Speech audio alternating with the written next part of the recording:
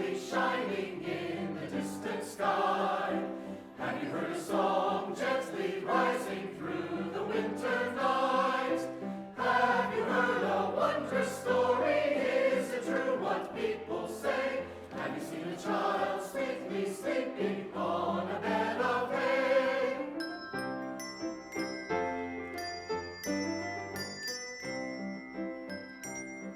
Oh, come, little children, and share our delight. Oh, come to the stable and gaze at the sight. The child you are seeking is God's precious Son. With joy and with peace and with love he has come.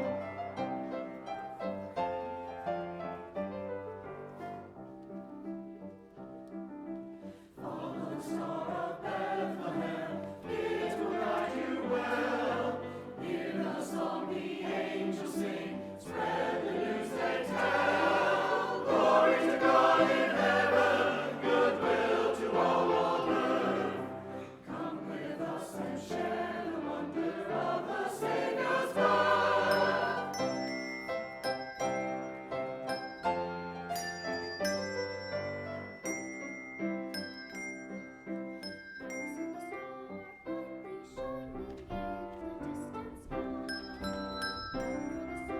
Gently rising through the winter night. Now we know the wondrous story. It is true what people say. Now we see the child sweetly sleeping on a bed of hay. Oh, come, little children, rejoicing on high. Oh, come, and adore His praise in the sky. From hallelujah, angels sing, let them praise. For Jesus the Savior is born Christmas Day. Glory, sing glory, rejoice, it's Christmas Day.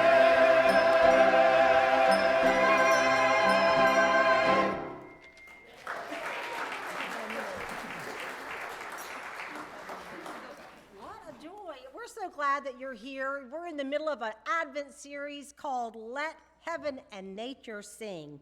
And we're going to notice each Sunday that God speaks through nature and through his creation. I want to give you a couple of announcements.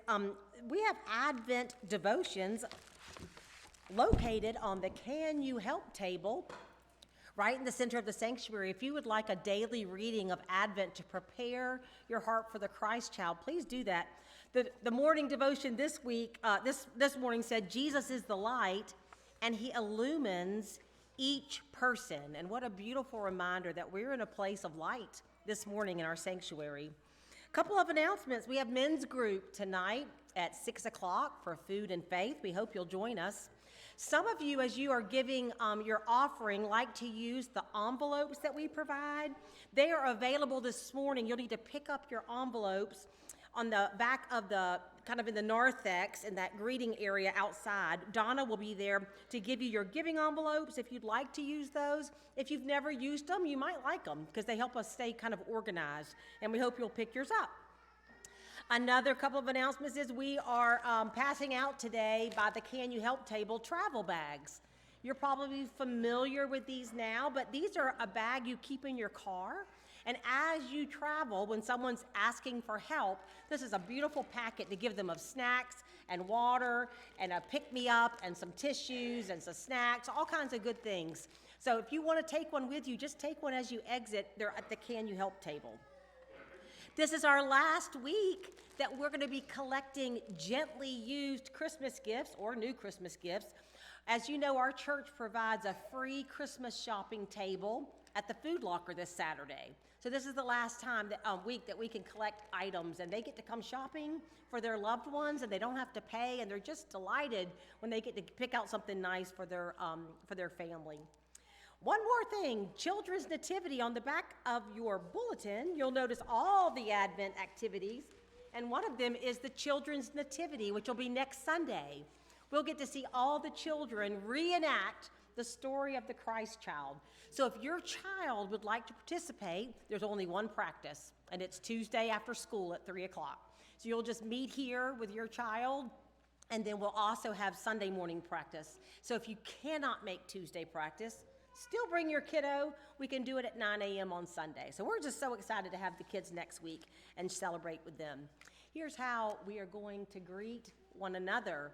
Will you stand up and share with someone, joy to the world? Stand, please.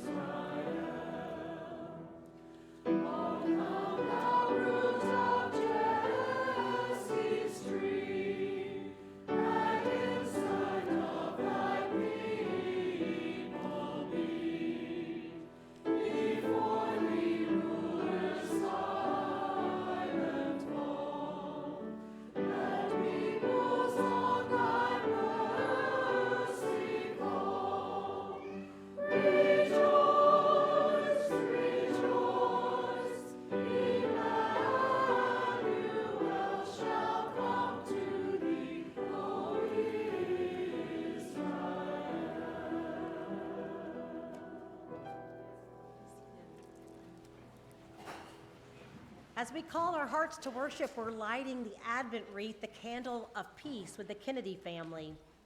Oh, come, let us adore him. We light the candle of peace in fields and meadows, in sanctuaries and in our homes. God is our peace. Sing with us.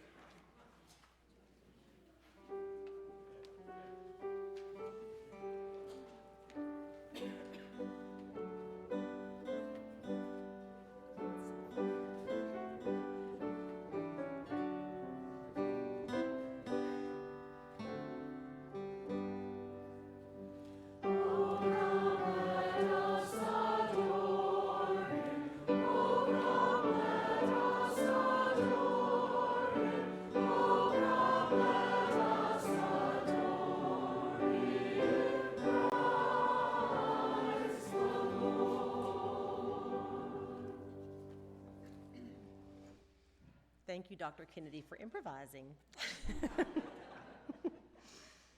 As we call our kids forward for some children's time, please be collecting in the colorful buckets change, noisy offering, and that helps community needs right here in Greenbrier County.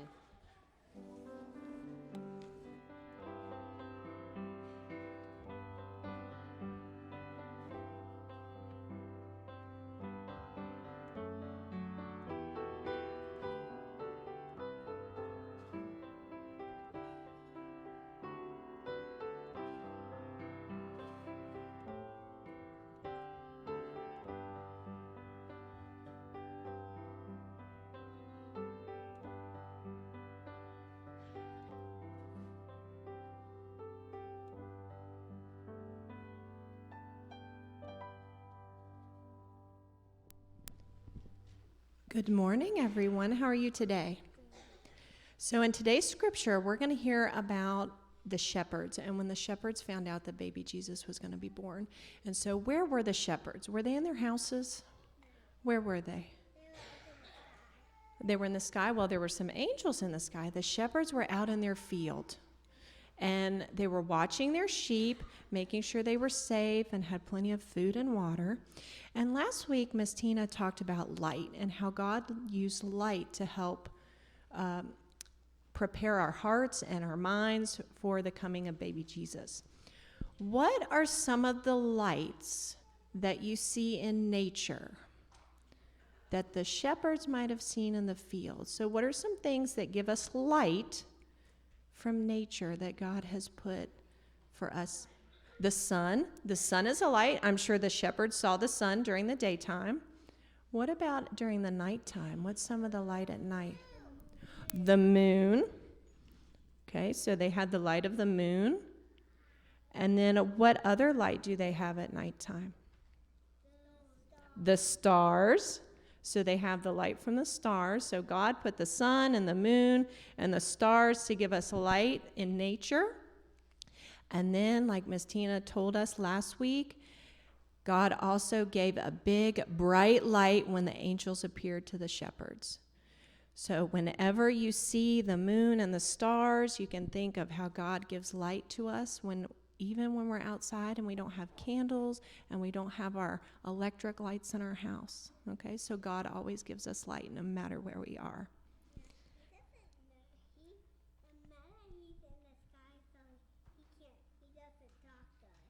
Yeah, he doesn't necessarily talk to us with words, but he talks to us through other things like light, doesn't he? Okay, let's bow our heads and we'll say a prayer. Dear God, thank you for giving us light. Thank you for the sun and the moon and the stars. And using to lead us to baby Jesus. We love you, and we know that you love us. Amen. If you weren't here last week, you can get your little nativity set, Mary, Joseph, and baby Jesus, and then we'll collect the noisy offering.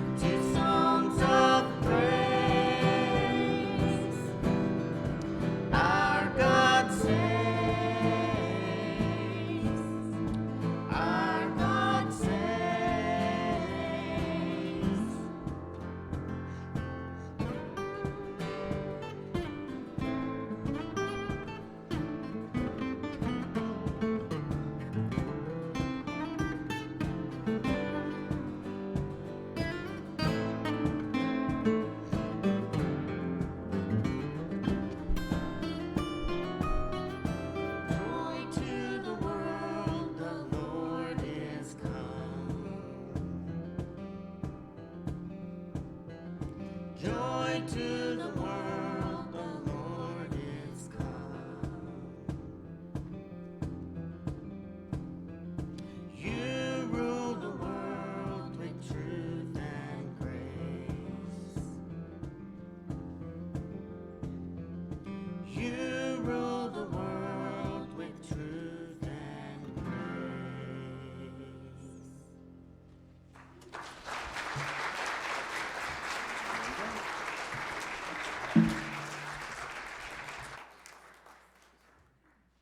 Please stand as you are able for the reading of God's word.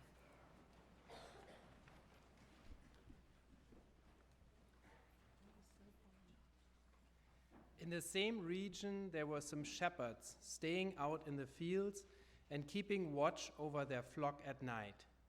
And an angel of the Lord suddenly stood near them, and the glory of the Lord shone around them, and they were terribly frightened. And so the angel said to them, "Do not be afraid, for behold, I bring you good news of great joy, which will be for all the people. For today in the city of David there has been born for you a Savior, who is Christ the Lord. And this will be a sign for you. You will find a baby wrapped in cloths and lying in a manger."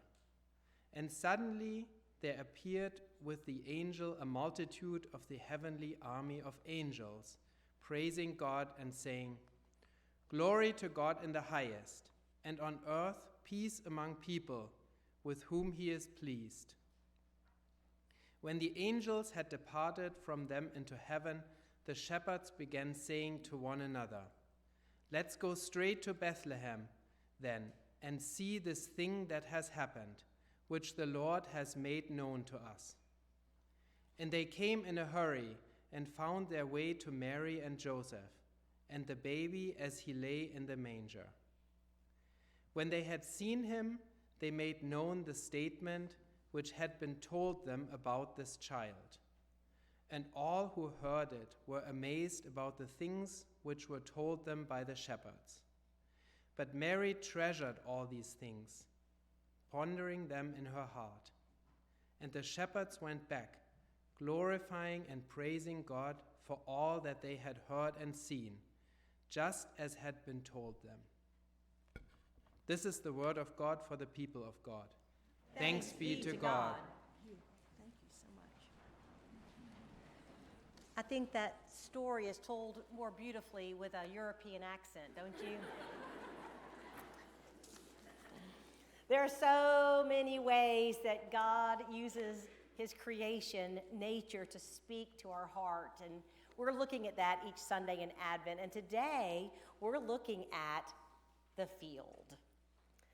How many of you have noticed that we live in the midst of Greenbrier County, where the most beautiful fields and meadows and valleys are? Anybody besides me have noticed that? I actually grew up on the edge of a field. I grew up on a college campus because my father worked on the college campus, so we had to live on campus. And we lived on the edge of a field where they did all kinds of activities and sports and had students hang out and play. And so as children, me and all my siblings, we would go out on that field and play all kinds of things, chase and tag. We even had bottle rocket wars. We would make up games. I remember just always being excited playing in that field and sort of seeing my whole future ahead of me. When I got to high school, I got a little older, and I had a best friend who loved to stargaze. And so we would go out on the field and we would philosophize about life and share our deep thoughts while we looked at the stars. And then as I got older, I started dating my soon-to-be husband, and we loved going out on the field for romantic walks, and we would always look for shooting stars. We thought they were a sign of our love. So that field is really important to me, and I think this field was important to the shepherds. I don't think I even realized it at the time, but through those many seasons of my life living on that field, I learned that God is great and God is also near. The shepherds, it says, stayed out in the fields and kept watch over their flock at night. It's a sweet reminder that God meets you where you are. Where did God meet the shepherds? Out in a field. And that field was in the middle of nowhere, unknown to the shepherds. They often borrowed fields. So there's just out in the middle of nowhere under the open sky.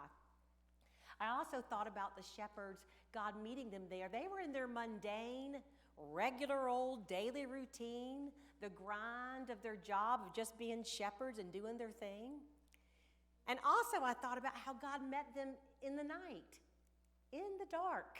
I want you to sort of think for just a moment about your own life story right now and see if one of those places resonates with you, that maybe one of these relates to your heart. Are you in the midst of unknown territory that you're trying to navigate? Or do you feel like you're in your daily routine, sort of that hustle and bustle of maybe even feeling like you're just going through the motions? Or maybe you could acknowledge that you're in a dark time that feels difficult and you're not sure your way through this dark season. It says the shepherds were terribly frightened, and so the angel said to them, "Do not be afraid." I thought about that too, that God met them in their fear, that God met them in the midst of their anxiety and their uneasy feelings. God meets you there too. The angels went on to say, "I bring you good news of great joy, which is for all the people." You know, there's lots of theories of why God chose shepherds. And one of the main theories is that shepherds were a humble job, that they were regular humans like you and me, nothing really that special, just regular folks trying to make a living. And God's message was sent to them because he wanted to remind us that it's not for the elite. His message of love and grace and good news is not just for the popular or the most successful, but for the regular folks. Everybody is included. You're included in God's love message and his grace. But another reason I started thinking about why the shepherds were chosen was they were the ones that in the middle of the night would be awake and watchful.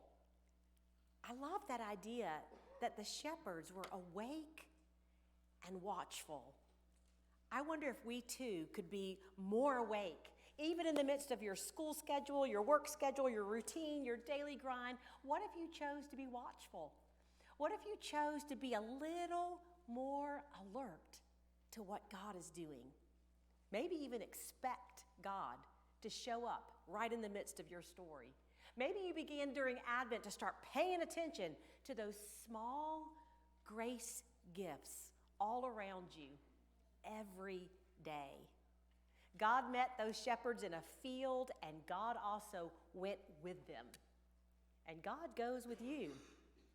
The story continues. It says, when the angels had departed from them into the heavens, the shepherds began saying to one another, "Let's go straight to Bethlehem, and let's see this thing that has happened, which the Lord has made known to us." You know, when the angels left in the middle of the night, the shepherds actually had a choice about what was next. They could have stayed frozen in fear and not made a move, in their own head, in their own feelings. They could have said, "Well, we'll go, but we're going to go later when it's better circumstances, like the sun's out and we can see our way." They could have blamed a lot of different things, the weather, the light, their own doubts, and they could have stayed put. They could have said, "It's just too hard. I don't even know where we're going." But I love that the shepherds moved forward in trust. That's the question we have to ask ourselves during this season of preparation and Advent. Can I move forward in trust? Can I just take the next step with Jesus? You know, I think for every believer, for all of us who follow after Christ, I think all of our faith journey can be wrapped up in this one question. Do I trust God? Do I trust his greatness and his nearness? Can I move forward with God? You know, in the ancient days, they called God Emmanuel, and you remember what Emmanuel means. What does Emmanuel mean? God with us.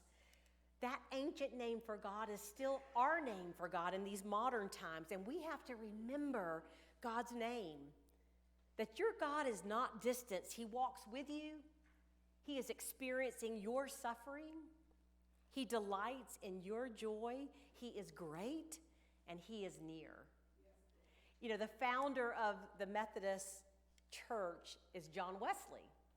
And I heard this week that as he was dying on his deathbed, his last few words that he breathed out of his lungs were simply this: best of all, God is with us.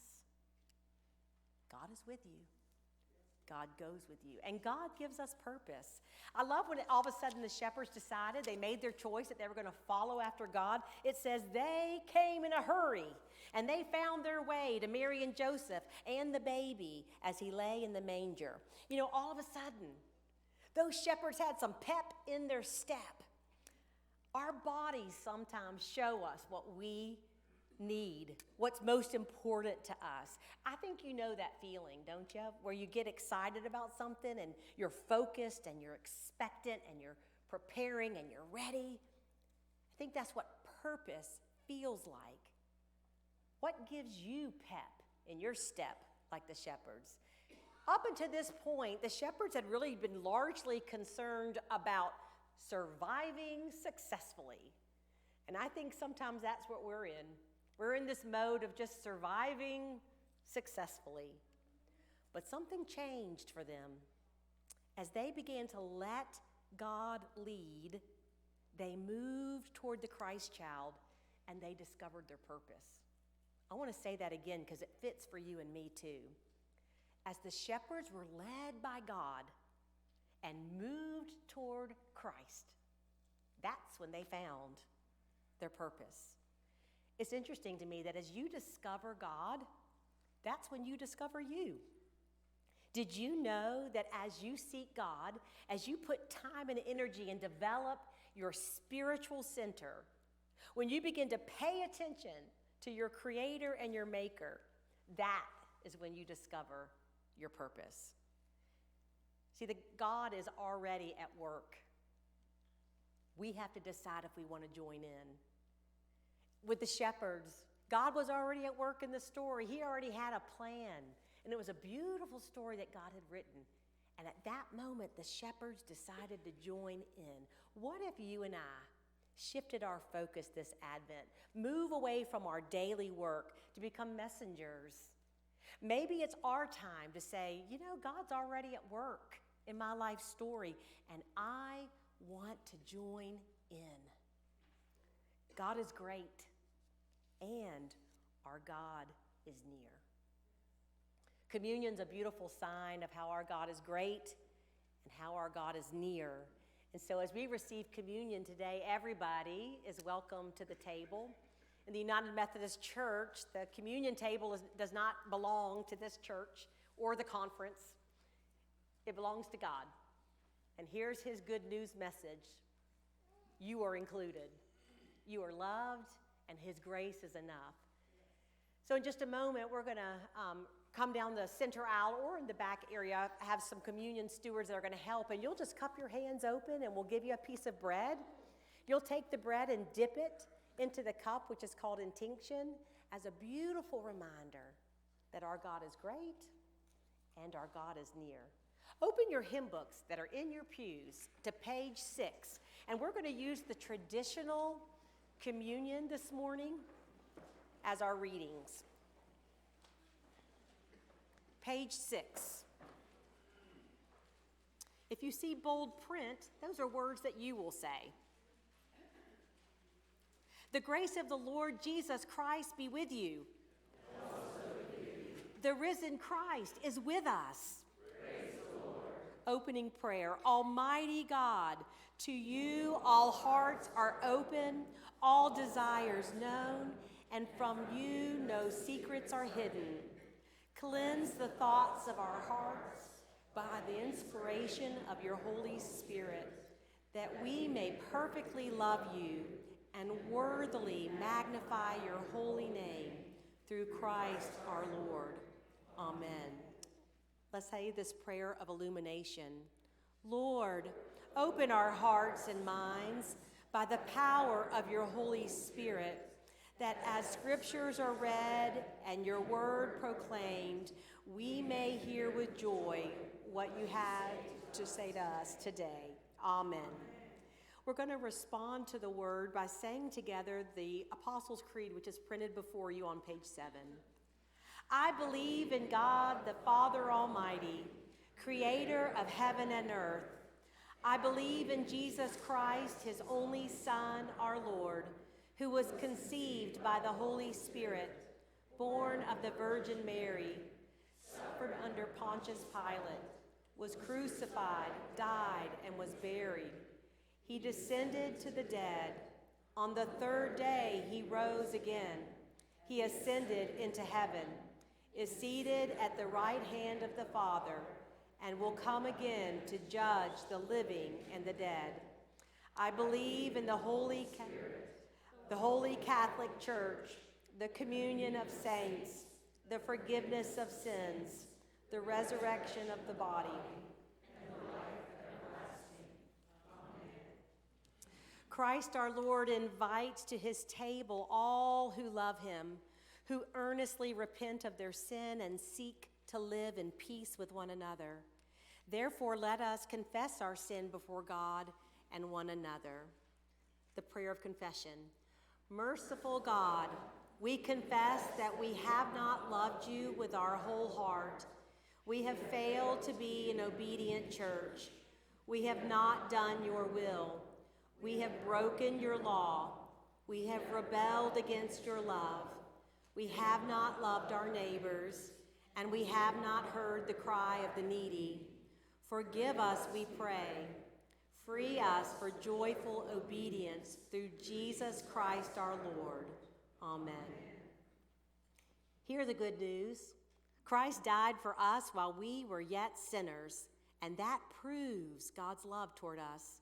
In the name of Jesus Christ, you are forgiven. In the name of Jesus Christ, you are forgiven. Glory to God. Amen. We'll move to page 9 at the Great Thanksgiving. The Lord be with you. And also with you. Lift up your hearts. We lift them up to the Lord. Let us give thanks to the Lord our God. It is right to give our thanks and praise.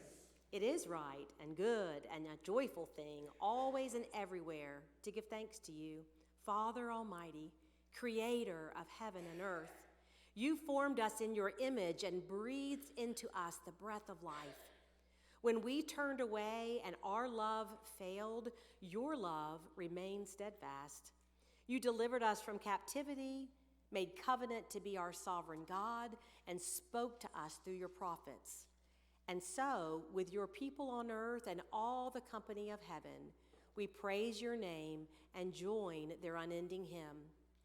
Holy, holy, holy Lord, God of power and might, heaven and earth are full of your glory. Hosanna in the highest.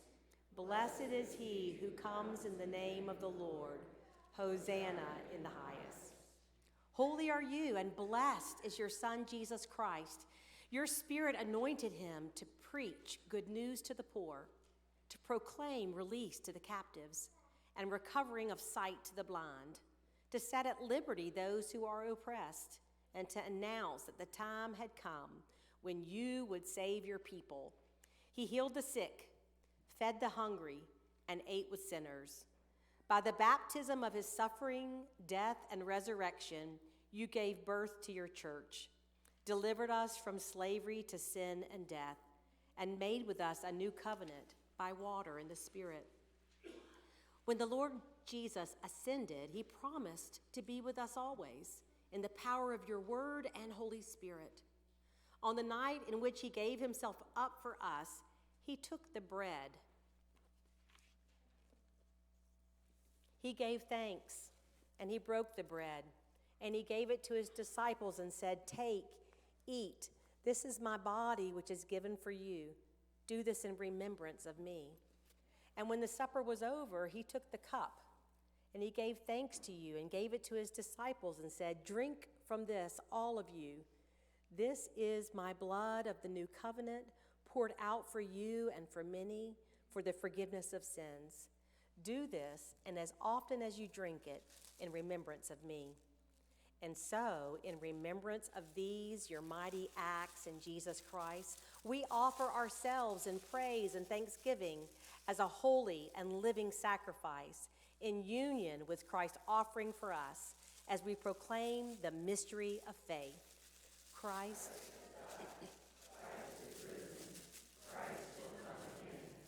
Pour out your Holy Spirit on all of us gathered here and on these gifts of bread and wine. Make them for us the body and blood of Christ, that we may be for the world the body of Christ, redeemed by his blood. By your Spirit, make us one with Christ, one with each other, and one in ministry to all the world, until Christ comes in his final victory, and we feast at his heavenly banquet. Through your Son, Jesus Christ, with the Holy Spirit, in your holy church, all honor and glory is yours, Almighty Father, now and forever. Let us say the Lord's Prayer printed at the bottom of this page. Our Father in heaven, hallowed be your name. Your kingdom come, your will be done, on earth as it is in heaven. Give us today our daily bread. Forgive us our sins as we forgive those who sin against us. Save us from the time of trial and deliver us from evil. For the kingdom, the power, and the glory are yours, now and forever. Amen. Will the communion stewards come forward as music is played over your hearts? You come and receive.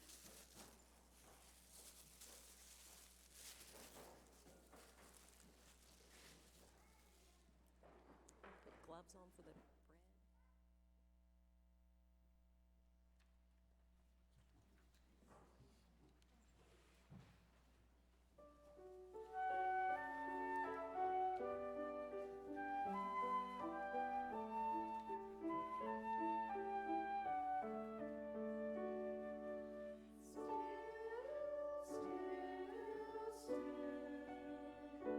See the child asleep so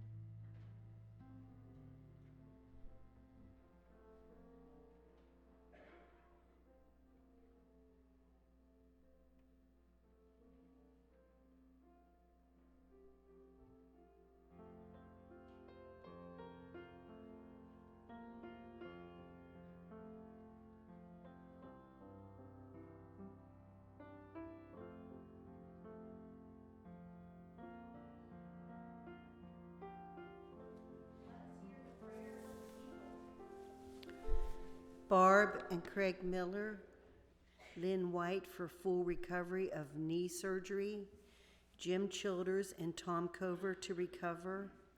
Thanks for all who participated in today's worship.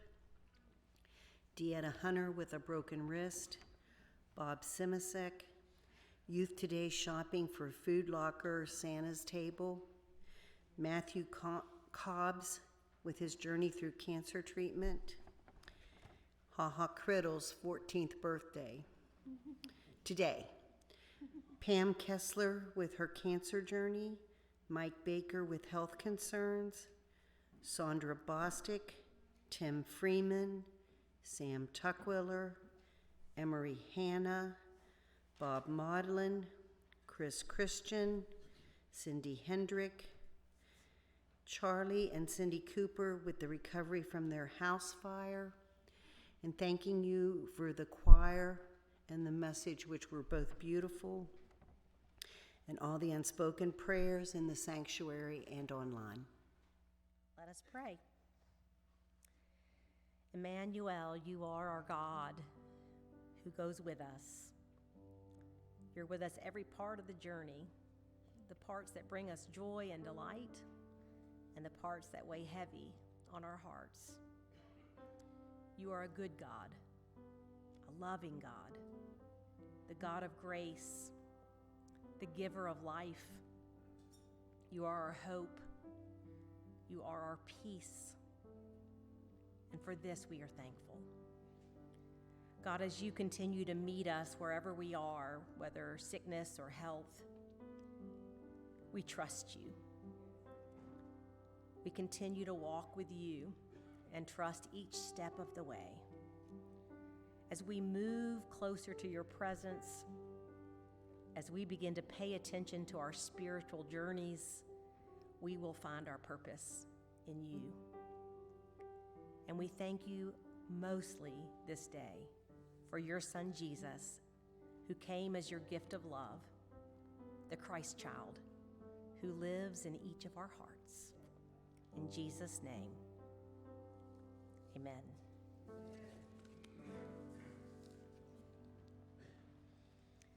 I did want to mention that the teenagers are doing the last little bit of shopping for Santa's table right after worship. So if you see a teenager and you want to give them a couple dollars to go shopping with, do that.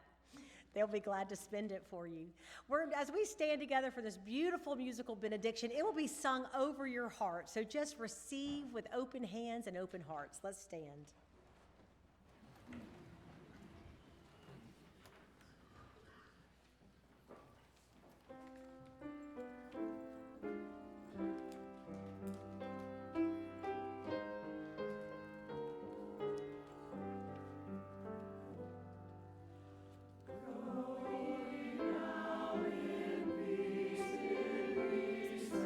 And know that the love of God will guide